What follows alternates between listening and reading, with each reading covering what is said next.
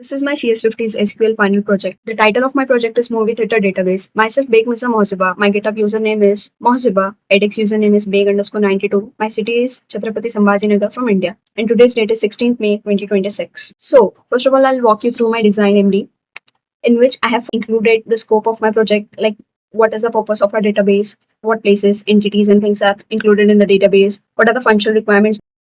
These are some entities which I've created, such as movies, hall, screenings, customers, seats, bookings, payments. There are total 7 tables and 3 indexes, 3 views, and 2 triggers, which we'll see further on. This is Mermaid ER diagram syntax, and here is the relation between them. I've also included the optimization, which I've done, that is indexes, views, and triggers, which are 2 triggers which will automate our stuff. There are some limitations to this design, which are also included here, and some things which a database cannot represent. This is the entity relationship diagram which I've created, which includes 7 tables, that is movies, halls, screenings, customers, seats, bookings, and payments. However, we have created a trigger here where if some customer books and confirms his seats, so it automatically generates the payment history, which is saved in our payments table. Now, this is the AR diagram which I've also included in the project file. Our schema. First of all, I've created movies and it got these many attributes which are useful, and movie theater halls, then screenings, then customers, then seats, then bookings, then payments. These are 7 total tables. Then we have 3 indexes which will allow us to be optimized for our searching queries. Then we have included the views which will also help us to lower the complexity of the CPU while we search for queries.